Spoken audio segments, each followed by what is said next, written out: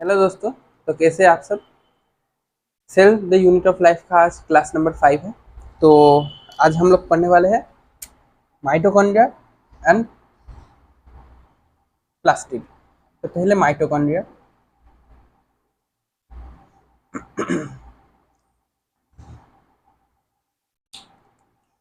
तो mitochondria colourless होता है। तो required staining to see it in the electron microscope. तो एक माइटोकॉन्ड्रिया ट्यूब्यूलर शेप्ड होता है, जिसका विड्थ 0.5 माइक्रोमीटर और लेंथ 1 to 4 माइक्रोमीटर होता है। अब माइटोकॉन्ड्रिया के अंदर क्या क्या होता है वो देख लेते हैं।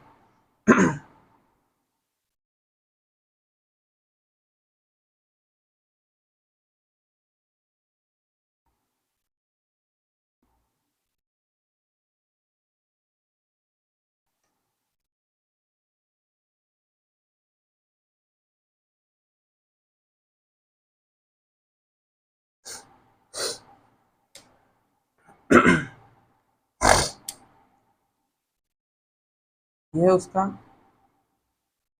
आउटर मेम्ब्रेन, यह है उसका इनर मेम्ब्रेन।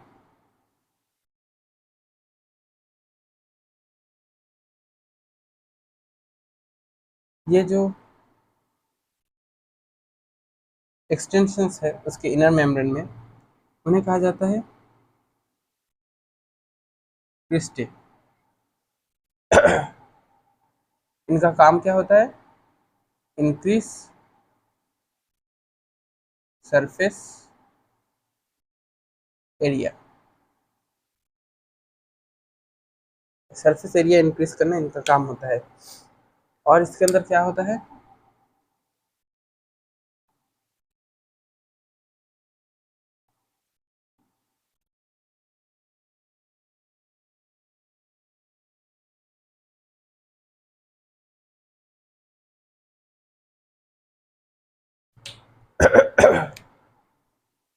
यह है डबल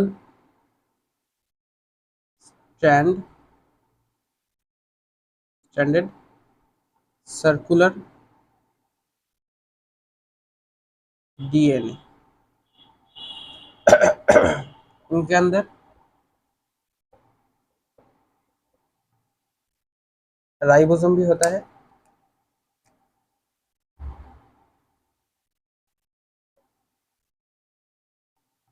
वो भी 70s वाला।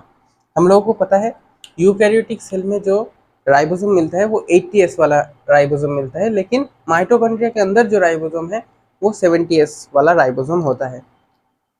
70s राइबोसोम और 80s राइबोसोम के अंदर जो डिफरेंस है वो हम लोग बाद में जब राइबोसोम पढ़ेंगे यूकैरियोटिक सेल का तब जान लेंगे। और क्या होता है?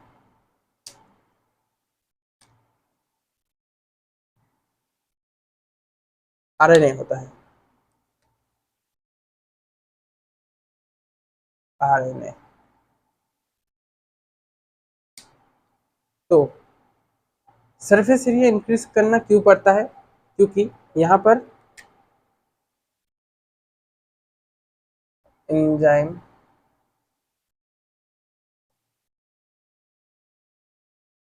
और ईटीएस होता है, यानी क्रिस्टी में यानी इनर मेम्ब्रेन ऑफ माइटोकॉन्ड्रिया में ईटीएस होता है, इलेक्ट्रॉन ट्रांसपोर्ट सिस्टम, जिससे एटीपी तैयार होता है। तो ज़्यादा से ज़्यादा एटीपी कन्वर्ट करने में ईटीएस ज़्यादा से ज़्यादा हो, इसीलिए क्रिस्टी में ऐसे सरफेस एरिया बढ़ाना पड़ता है। इससे पावर ज़्यादा जनरेट होता है। अब हम लोग जान लेते हैं फंक्शन क्या है माइटोकॉन्ड्रिया का।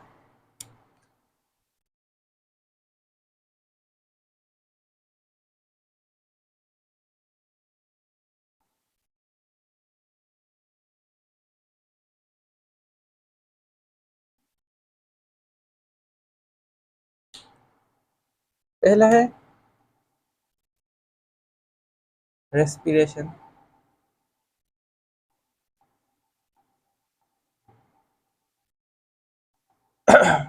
रेस्पिरेशन में क्या क्या होता है यहाँ पर,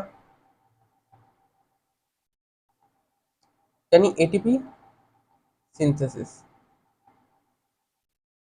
अब एटीपी सिंथेसिस करने के लिए यहाँ पर लिंक रिएक्शन होता है जो माइटोकॉन्ड्रिया के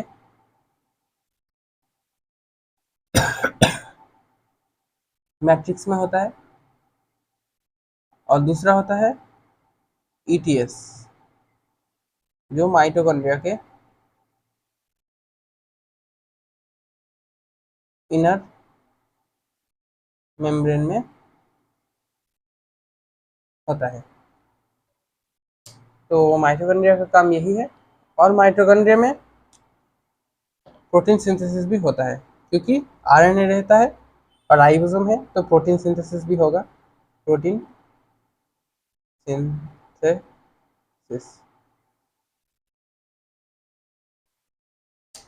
मेन काम है एटीपी सिंथेसिस करना, यानी एनर्जी।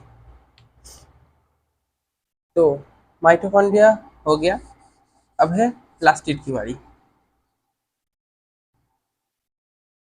तो हाँ, माइटोकॉन्ड्रिया कहाँ मिलता है वो भी देख लेते हैं, और कुछ नोट माइटोकॉन्ड्रिया के बारे में।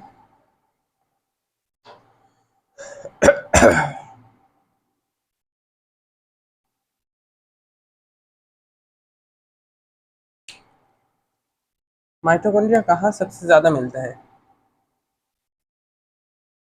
फ्लाइट सेल और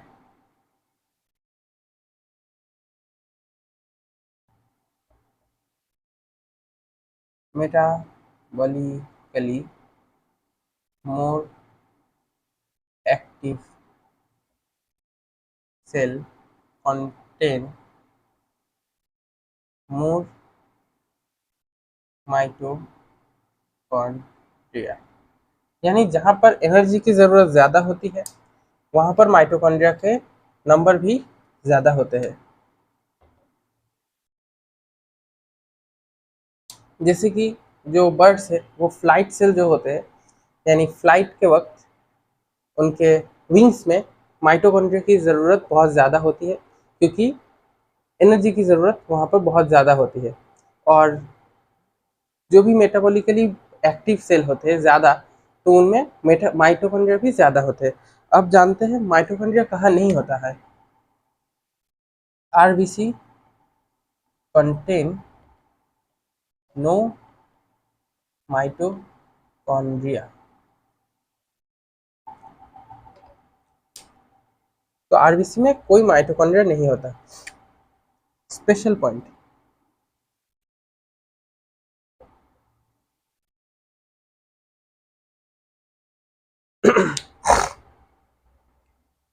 हमारा जो सेल मेम्ब्रेन एक्सपेरिमेंट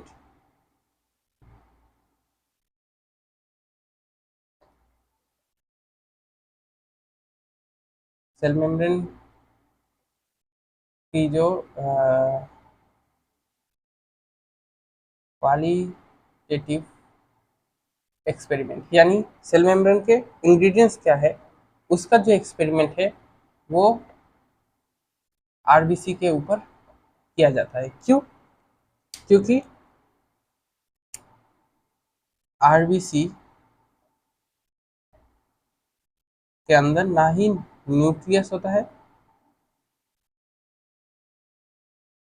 और ना ही होता है माइटोकॉन्ड्रिया।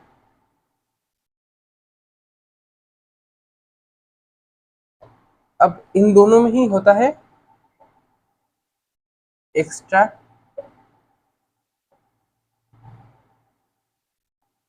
मेम्ब्रेन, जो कि ना रहने की वजह से, न्यूक्लियस में खुद का मेम्ब्रेन होता है, माइटोकॉन्ड्रिया में खुद का मेम्ब्रेन होता है, और ये दोनों ही ना रहने की वजह से कोई एक्स्ट्रा मेम्ब्रेन नहीं रहता। यानी आरबीसी के पास सिर्फ only have one cell membrane, RBC के खुद के सेल मेम्ब्रेन के अलावा कोई और मेम्ब्रेन उसमें नहीं होता। इसीलिए जो एक्सपेरिमेंट है वो पूरी तरह से प्योर होता है। इसलिए आरबीसी को सेल मेम्ब्रेन के क्वालिटेटिव एक्सपेरिमेंट में यूज किया जाता है, जिसमें एक्सपेरिमेंट में प्रोटीन, फैट और अदर्स की क्वालिटी में प्रोटीन मिलता है 40%, फैट मिलता है 52% और अदर्स है 8%। तो माइटोकॉन्ड्रिया खत्म हो गया। ये वाला हिस्सा माइटोकॉन्ड्रिया का हिस्सा नहीं था, ये सेल मेम्ब्रेन का हिस्सा था, लेकिन वहाँ कहना भूल गया था तो स्पेशल पॉइंट देकर यहाँ पर कह दिया, याद आ गया। तो अब आ जाते हैं प्लास्टिक पे, लेकिन उससे पहले पिगमेंट क्या होता है ये जान लेते हैं। What is pigment?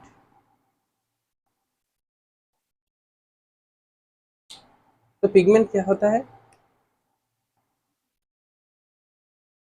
स्पेशल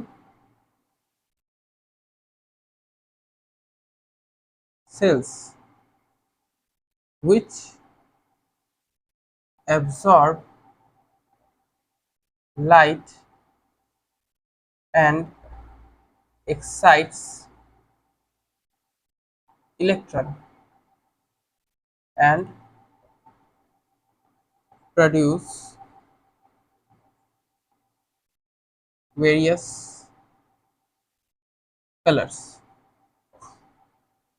कुछ ऐसे स्पेशल सेल जो लाइट को एब्जॉर्ब करते हैं और किसी भी जो पार्टिकल है उसके अंदर जो इलेक्ट्रॉन होता है तो वो एनर्जी एब्जॉर्ब करने पर एक्साइटेड हो जाते हैं।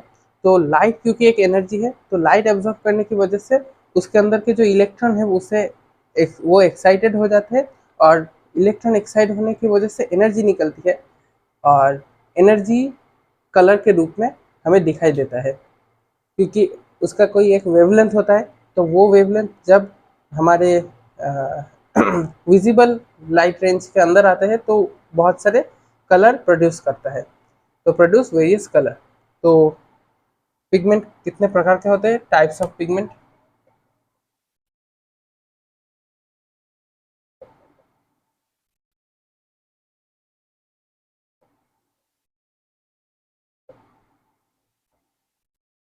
पहला है water soluble,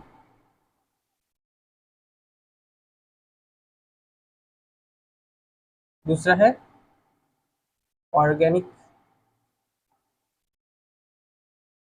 solvent, lipid soluble. यानी एक है वाटर में सॉल्युबल होता है, एक ऑर्गेनिक सॉल्वेंट में सॉल्युबल होता है।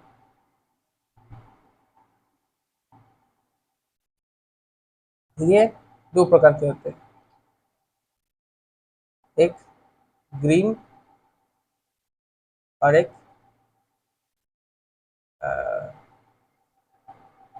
कैरोटीनॉइड। ग्रीन या क्लोरोप्लास्ट। कैरोटीनॉइड के अंदर फिर से दो पार्ट आ जाते हैं, एक है कैरोटीन और एक है ज़ैंथोफिल। तो कैरोटीन का कलर होता है रेड और इसका कलर होता है brown, yellow, orange etcetera. Carotene कहाँ मिलता है? कैरोट।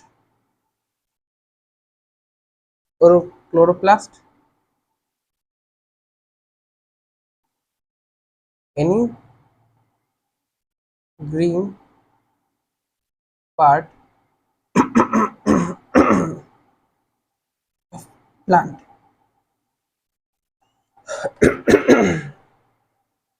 और ये कहाँ मिलता है? Flowers, fruit, etcetera.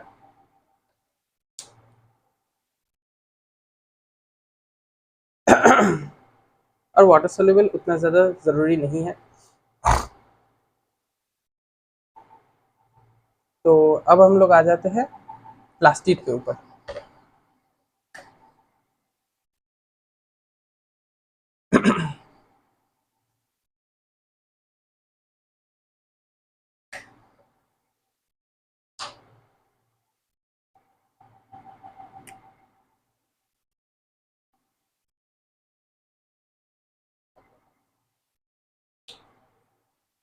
प्लास्टिड क्या है?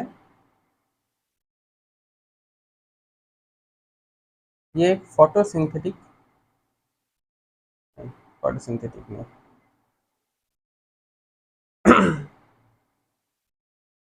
प्लास्टिड के एक बार में डिवीजन करके फिर ही बताता हूँ। पहला है क्लोरोप्लास्ट,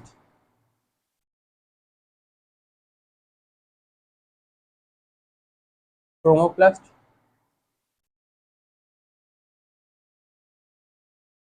और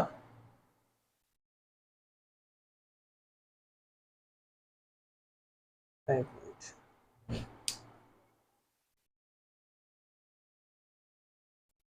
और है ल्यूकोप्लास्ट।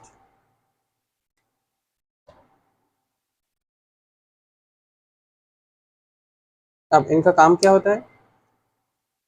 इसमें रहता है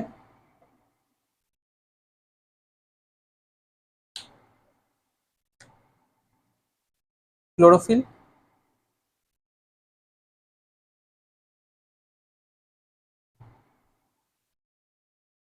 एंड कैरोटीनॉइड। इसमें carotenoid and xanthophyll।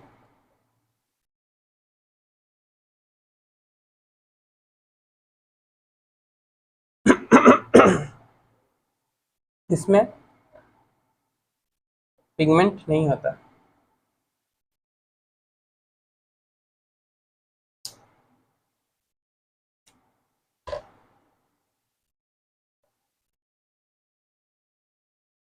Present in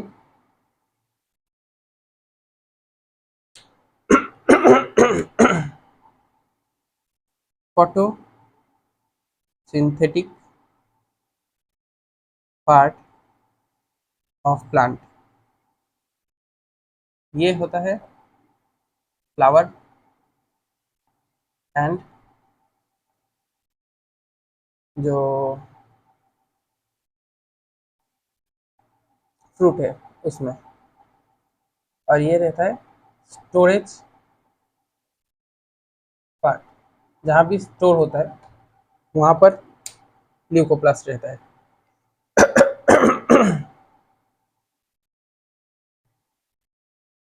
work, क्या काम करता है? फोटोसिंथेसिस करता है,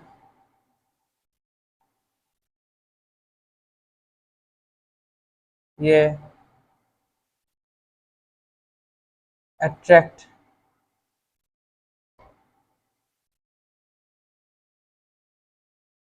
इंसेक्ट, और ये स्टोर हाउस। क्या क्या स्टोर करता है? तो इसके भी तीन डिवीजन है।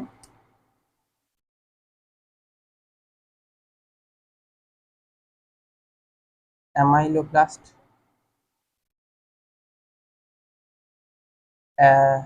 ब्यूरोनोब्लास्ट,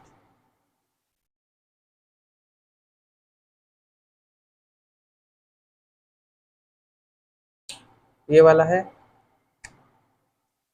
जो कार्बोहाइड्रेट स्टोर करता है, और ये वाला प्रोटीन,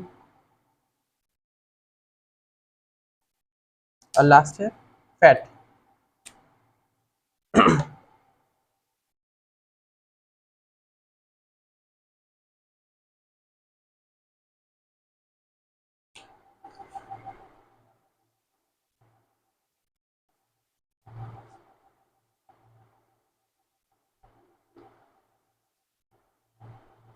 हम्म एलाइलोप्लास्ट,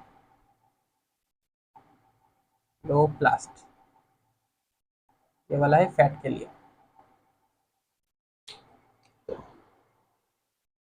प्लास्टिड खत्म हुआ। अब हम लोग डिटेल में पढ़ने वाले हैं क्लोरोप्लास्ट को।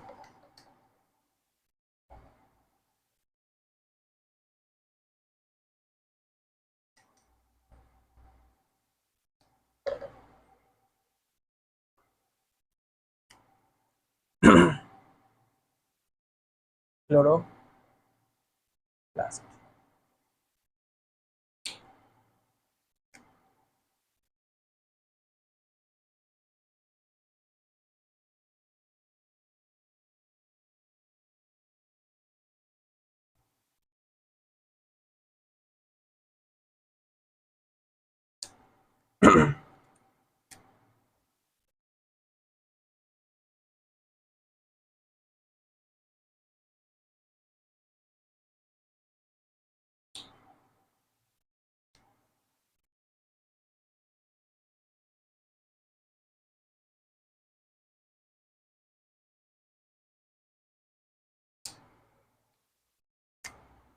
तो इसका जो विड्थ होता है वो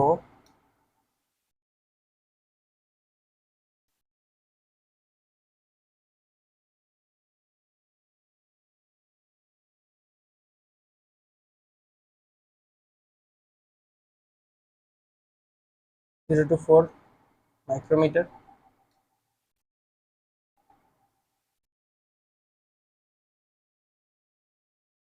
5 to 10 माइक्रोमीटर।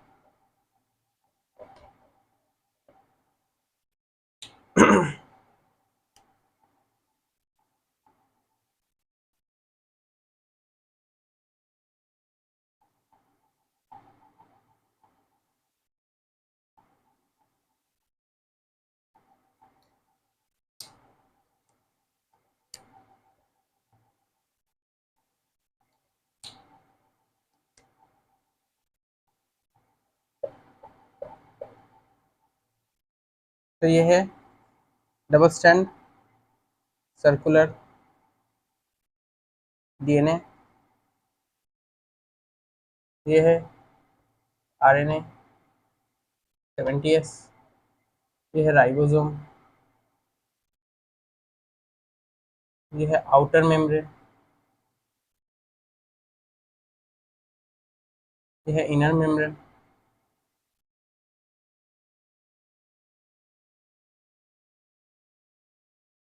ये है ग्राना, सॉरी ऊपर वाला है थाइलोकॉइड,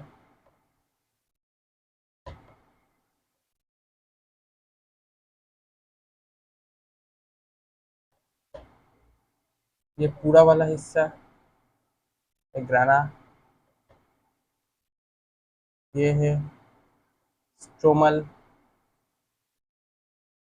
लैमेली, ये है स्ट्रोमा। स्ट्रोमा में होता है डार्क रिएक्शन, ग्राना में होता है light reaction. Light reaction, dark reaction क्या है, ये सारी चीज़ें हम लोग जब फोटोसिंथेसिस करेंगे तब जान लेंगे। तो अभी के लिए क्लोरोप्लास्ट ये होता है, और अब हम लोग जान लेंगे क्लोरोप्लास्ट और जो माइटोकॉन्ड्रिया है उनके अंदर डिफरेंस।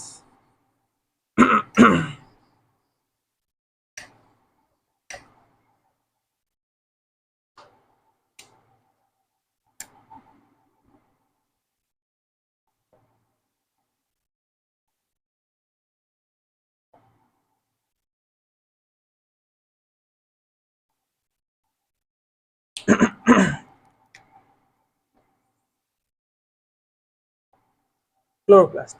क्लोरोप्लास्ट है present in photosynthetic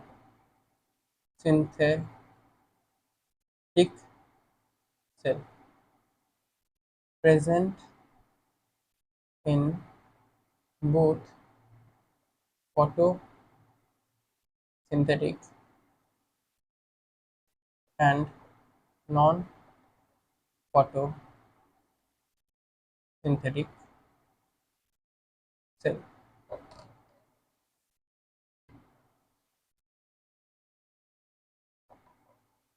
2 number,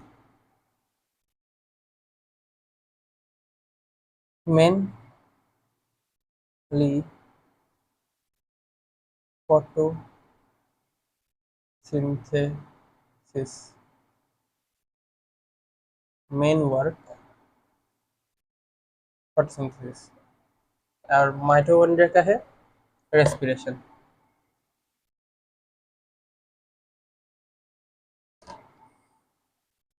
3 number, यहाँ O2 रिलीज होता है, यहाँ पर O2 यूज होता है।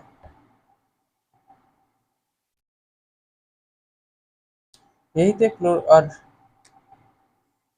ये वाला कंपैरेटिवली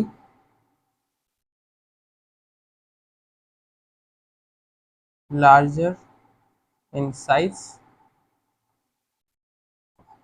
ये वाला small in size.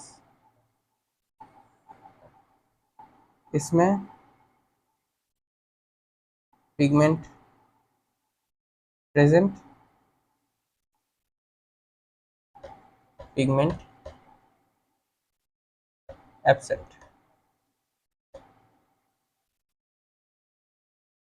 Visible in electron microscope without staining, visible in electron microscope with staining। Pigment रहने की वजह से इसमें कलर होता है, और कलर रहता है इसीलिए माइक्रोस्कोप में इजीली देख सकते हो, इलेक्ट्रॉन माइक्रोस्कोप में, ठीक। लेकिन इसमें पिगमेंट नहीं होता है, ये कलर लेस होता है, इसलिए स्टेन करके पहले इसे कोई कलर देना पड़ता है, उसके बाद इलेक्ट्रॉन माइक्रोस्कोप में इसे देख सकते हो। तो यही था क्लोरोप्लास्ट और माइटोकॉन्ड्रिया के बारे में जो भी इस चैप्टर में पढ़ने की ज़रूरत थी। बाकी माइटोकॉन्ड्रिया रेस्पिरेशन इन प्लांट के वक्त, और क्लोरोप्लास्ट फोटोसिंथेसिस के वक्त फिर से पढ़ना पड़ेगा। तो आज के लिए इतना ही, फिर से मिलेंगे किसी नए क्लास में, और तब तक के लिए बाय।